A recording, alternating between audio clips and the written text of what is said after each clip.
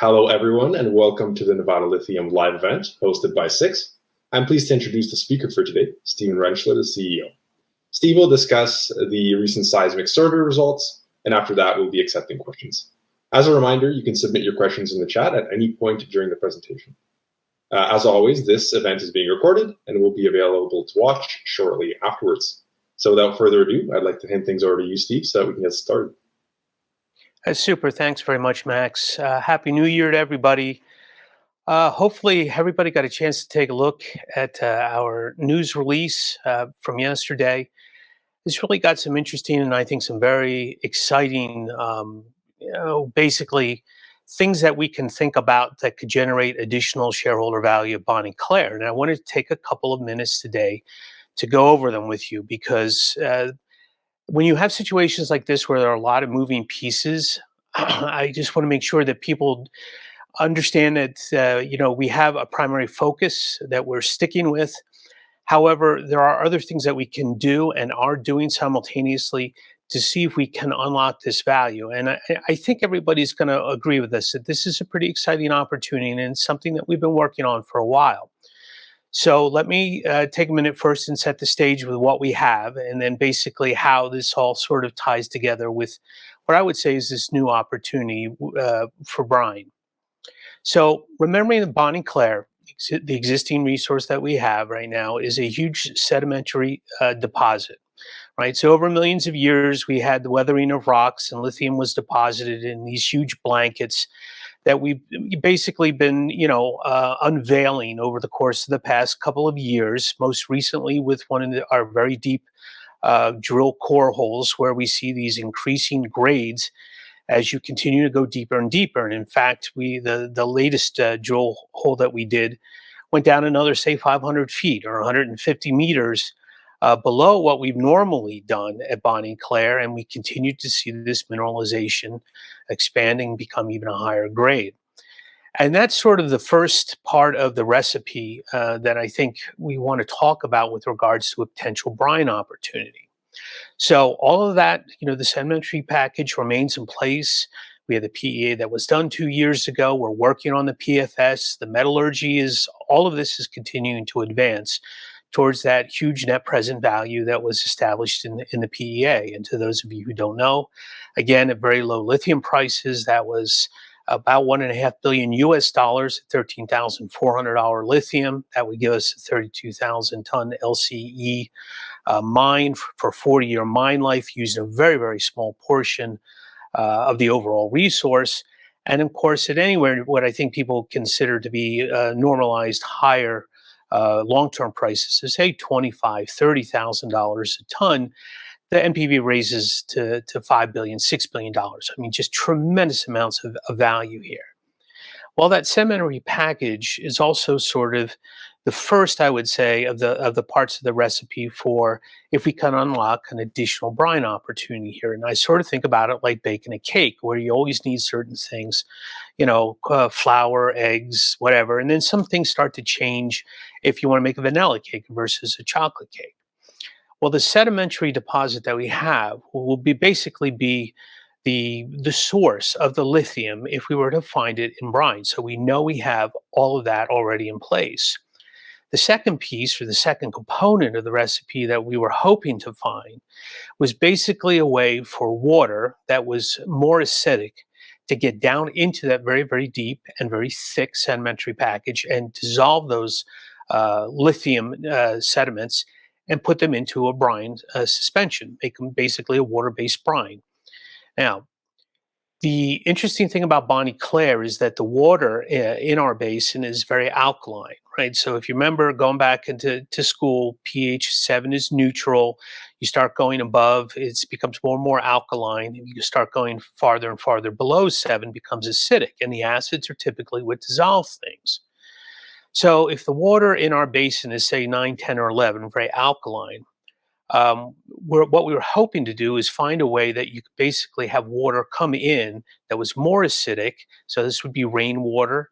It would be drainage water, the same way sort of all those sediments got drained in over millions of years, and find a way to essentially trickle down through that entire package to generate the lithium brines. And what we have is an analog to what's going on in Clayton Valley, which is 50 miles to the north of us. That's Albemarle's Silver Peak mine up there. That's the only U.S. producing lithium mine right now. And it has essentially one of these structures underneath. And here, when I talk about a structure, I'm talking about a geological structure that's underneath the ground and down by the basement. It's basically mountain ranges that over time have contracted, extended, things like this. And the way I simply think about it is that it's created fractures in the ground that you are essentially hoping over time water would have percolated, in our case, downwards into those sediments and created the brines. It's a little different than what Clayton Valley has for the source of their brines, but that's okay. Like I said, to me, all the cake recipes are all a little bit different. But having that structure underneath was sort of the key, and this is something that we, or our technical guys, had postulated was there for a very long time. And that's where the seismic came into this, because what was found sort of at Clayton Valley is that if you're going to drill and find these brines, you have to be drilling sort of within a certain distance of this structure, because what happens is again, if you can think about the water coming down through all of the fractures in the ground, if in fact lithium brine is generated and it's denser than the other salt waters in there, it would start to fill from the bottom up, and it would go and it would continue to fill into areas where there is porosity, right? So sort of think again, porosity is like a sponge is the way I think about it, open areas. And those things could extend laterally for a while, but generally we would think about this more of as from a bottom up type of approach, and laterally not so much. So the point is we want to be fairly precise with the targeting of a well. And that's precisely what the seismic came in and allowed us to do, or it's going to allow us to be even more precise ultimately when we get let's just say the finalized target. We have a target picked out. We put that on the news release. That doesn't mean it will ultimately be the best one, because frankly, as I've already seen from the amount of interpretation that goes into these surveys, there's a tremendous amount of science, but there's a tremendous amount of art as well. So it wouldn't surprise me in the end if the technical teams continue to refine that target a little bit better. But if you look at that news release, you'll see that essentially the drill location would extend right down, let's just say, along the flanks of that structure. So, and then the idea would be to intercept any, zones of porosity or permeability where the brines could have basically taken place. And that is something that we're going to start putting into our plans as we go forward in 2024. Now, this type of a drill hole would be something, first of all, that I would consider to be deeper than any other ones that we're drilling. And again, going back to what we're doing in our core resource upgrade area, we've been going to 2,000 feet in depth, but of course, the last hole that we drilled where we got the assays back down to 2,500 feet, they were tremendous, that extra 500 feet. So the last hole that we did, and for which we are awaiting assays, we went down to 2,500 feet. But these kinds of brine targets would be things that you should think about. We're going to go down to the basement. And the basement is basically, the lowest level down there before all the sediments started being deposited on there. So the way Bonnie Claire works is, if you just think about, you're looking at a map, you're looking from the west on your left to the east on your right. The basement continues to fall away as you go towards the right. Now, it also gives us the potential for even thicker packages of sediments, but that structure that's down there that's giving us basically the ingress route for all of the fluids that we hope, collected down there would be, extend all the way down there. And the point being, again, is that these are the types of things that would require a drill to go all the way down, I would say, essentially to basement. So it's going to be deeper, more expensive hole. Obviously, we'll figure it out. It has different connotations for the capacity of the rigs, et cetera, and the type of testing that you do.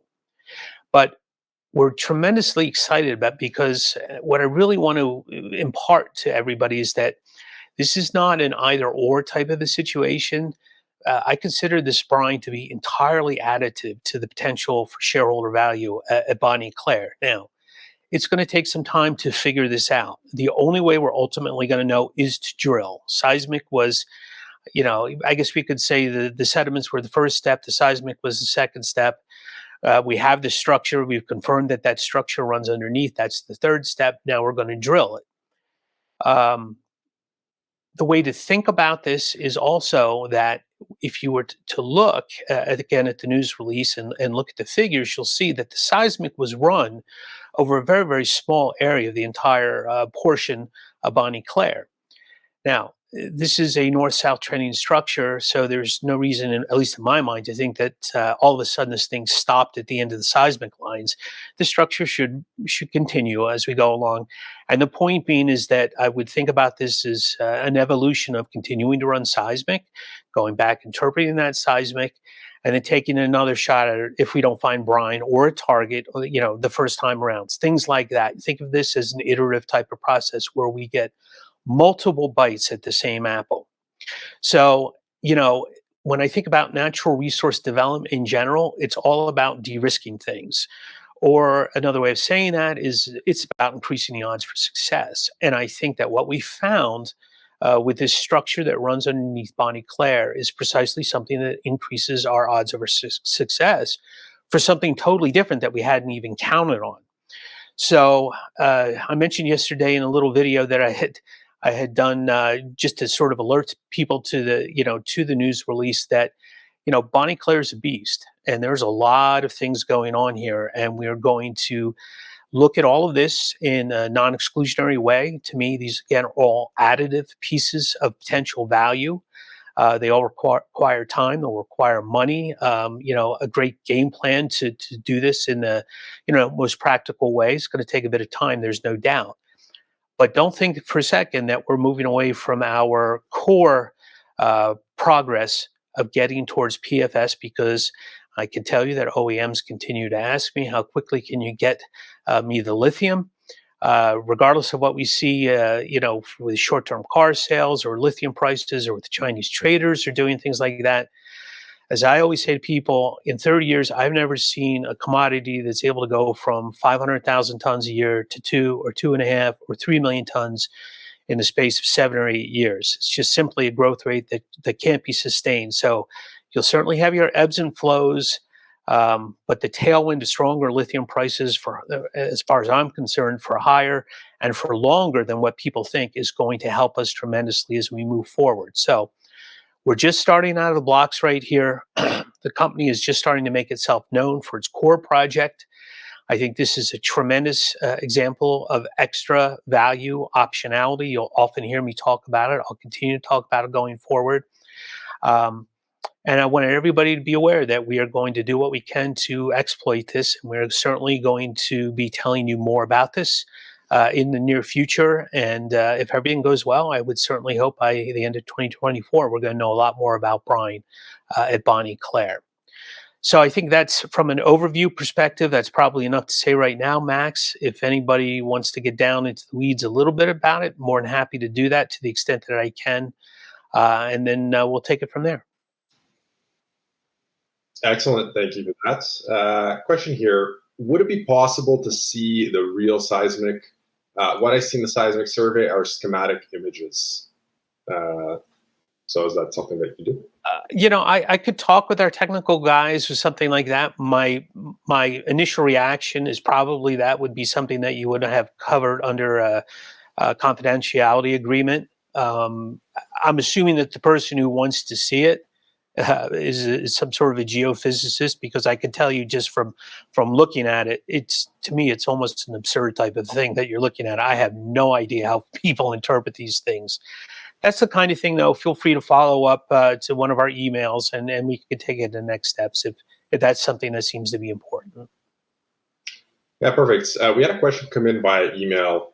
What are some of the catalysts that I should look forward to going into this quarter and next? Okay. Well, that was certainly, I think, one of them. We started talking about this back in October.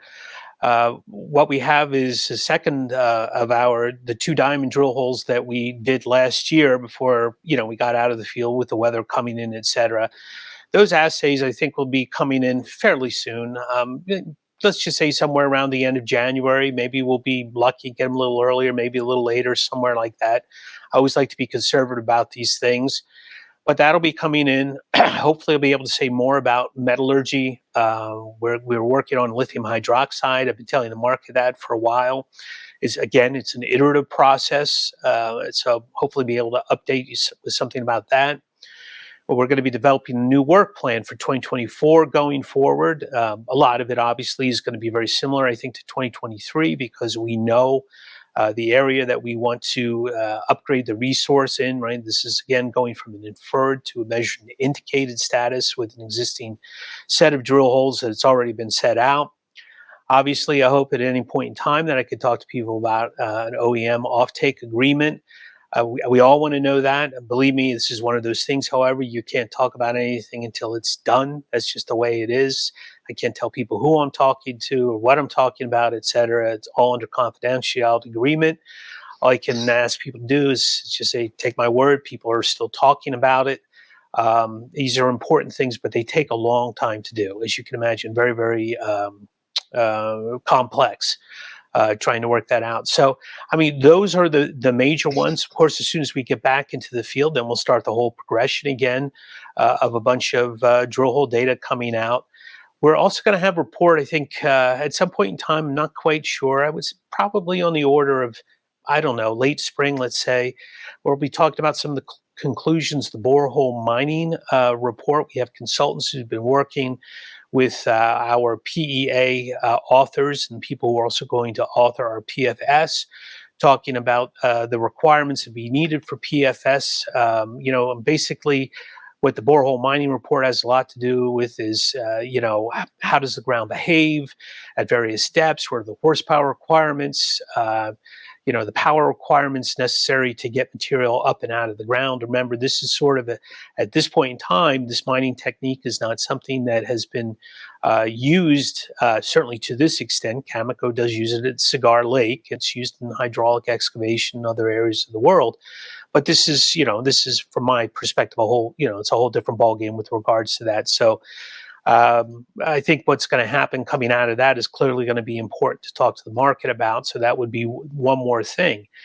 And I think the rest of it is just basically to make it as clear as we go along where we are in the entire game plan of getting to PFS, which I consider to be, again, the sort of the linchpin, the normal leverage point where large mining houses want to start talking to you more, and even car companies, things like that. As I've said previously, there's a lot of mining house DNA in these car companies. I can tell because they're consultants. I can tell by the questions they ask, and et cetera. So it sort of comes back to PFS.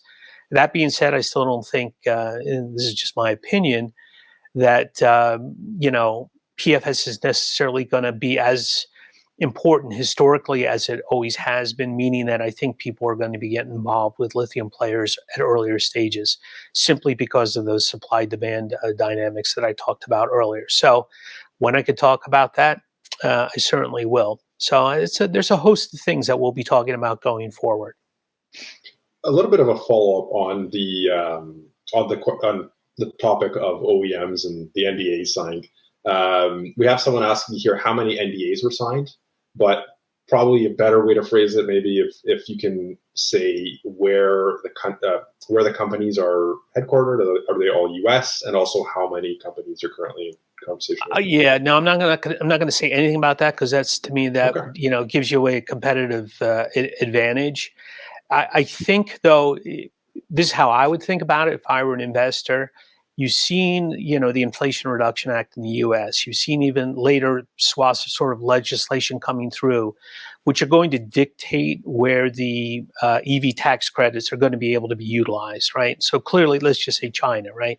A Chinese car company, or, not that I'm Chinese, I don't believe have tremendous presence in the U.S. auto market, but as an example, any country that's seen as being non-friendly to the U.S., if they get involved with either, the component making, the batteries, which is sort of an interesting nuance, right? Well, if those types of countries are involved, then the U.S. tax credits are not going to be available to the end purchasers. So I would simply think about the players would be all of those who essentially are non-Chinese or affiliated in that way.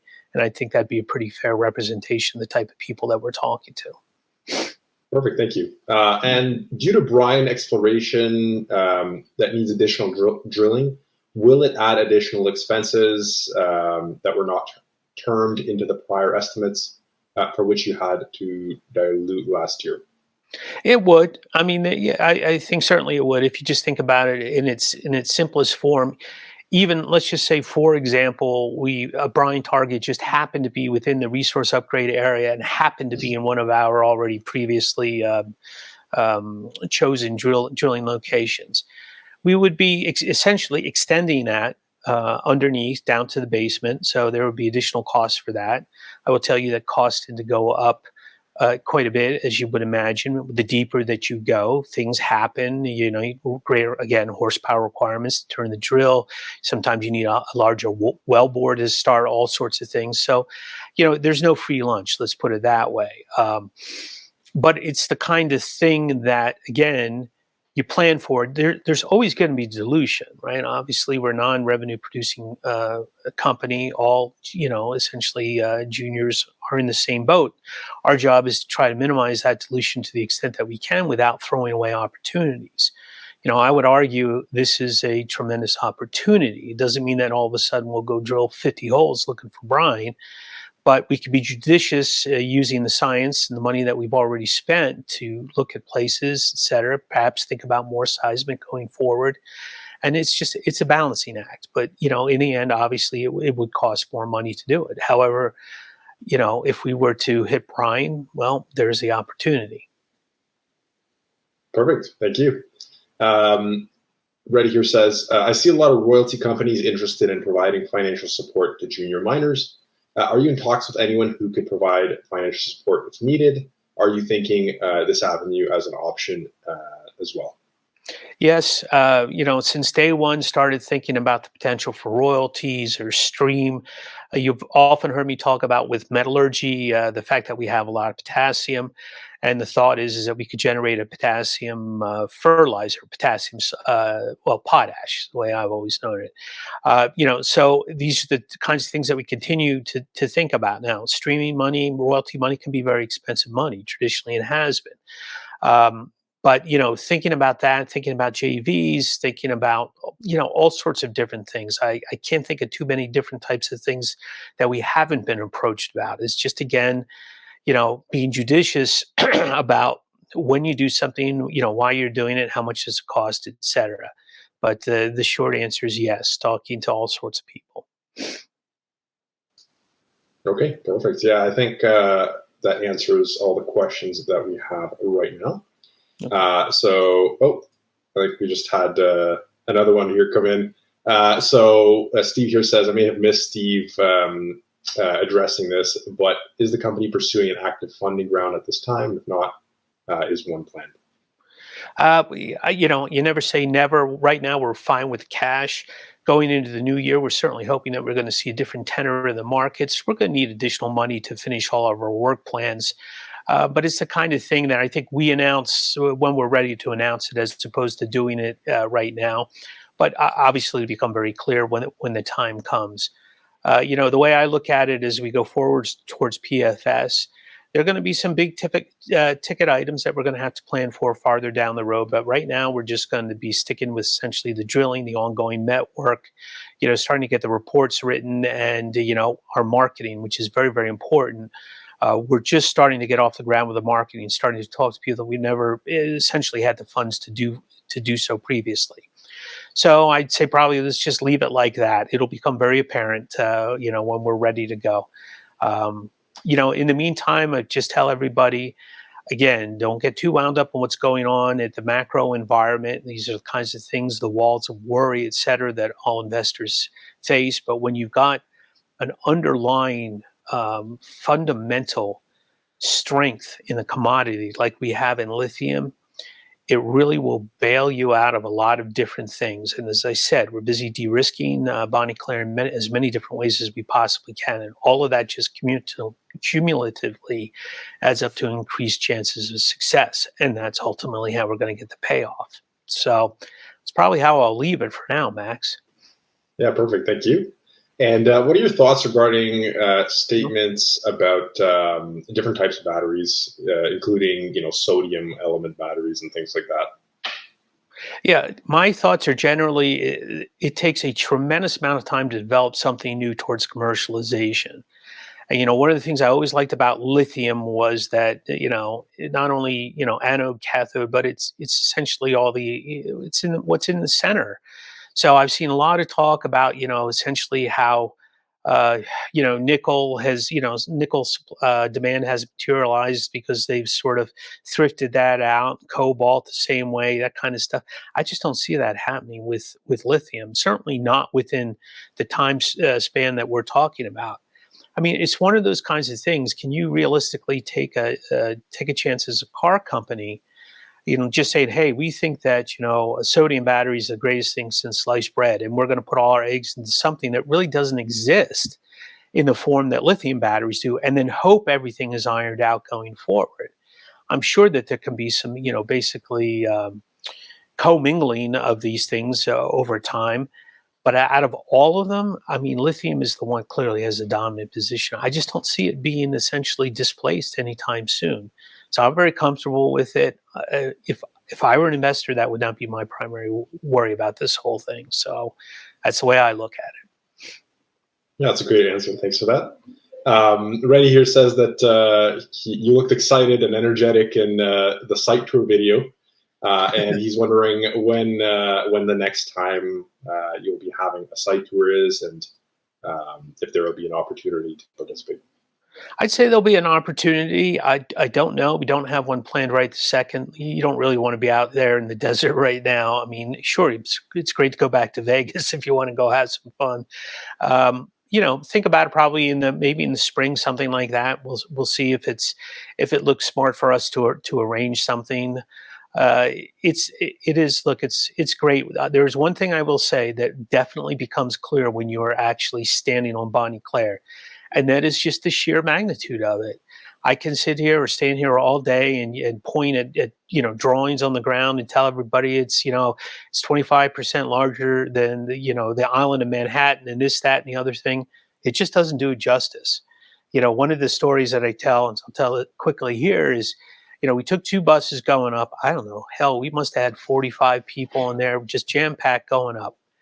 And I said to people as we're coming up from the south. Remember, Vegas is 2.5 hours, to the southeast of Bonnie Claire. I knew where to sort of look, but I could see where the ground color started to change. And, Richard he'll be technical about it. Well, that's the playa. Okay, fine. Here's the dried lithium on the ground is the way I think about it. It starts turning white. So nobody else knew it. And I said, hey, folks, take a look over on the left, right? Now we're still going to drive for another 5 or 6 minutes, basically at 65 miles an hour, right? Before we hit the gate to Bonnie Claire. Remembering again that the project literally abuts an interstate, a U.S. interstate highway. So with high power lines right overhead. And the point is you're sitting there on the bus, and now we're not talking about moving 10 miles an hour, but interstate speeds. And you go for another 5, 6 miles until you finally get to the gate. And then you drive in, and you drive in for another 20 minutes on essentially the gravel road, and you're just looking all around you, and the mountain ranges are way up there or over there, this kind of stuff. And you just say, oh my goodness, we have no neighbors. There's just not, again, no endangered flora, fauna, anything like that. We have this entire basin to ourselves. So that is something that is definitely hard to conceptualize unless you're there. I wish I could take everybody there to show them it, because I think it would really give people peace of mind. But anyway, long story short, if we get the chance, we'll try to get another tour up there when there's some activity up there. So stay tuned is what I would say. Perfect. Thanks for that answer. So yeah, that looks like that's all the questions that we have for today. So thank you, Steve, for taking us through the updates and the Q&A session. I also want to thank everyone who submitted questions. So today's recording will be available to watch on demand shortly after today or tomorrow. So look out for that. And before we wrap up, I'd like to pass things back over to you, Steve. I appreciate, obviously, everybody's time. I know, a lot of people are just getting back into the office. We didn't want to do something the last couple of days, give everybody just an opportunity to sort of settle down. This is a very, very important piece of information as far as I'm concerned. Our technical teams thought that this structure was there. This is confirmation that it is, allows us to go forward with confidence for next steps, trying to evaluate the potential for brine here. But it's indicative, again, of the multiple bites of the apple that we're going to get at Bonnie Claire. And if you're not a shareholder, I encourage you to become one. And for those that already are, obviously, thank you for the support. We are moving as quickly as we can, as many different ways as we can to increase shareholder value. So I'm sure I'll be talking with you soon.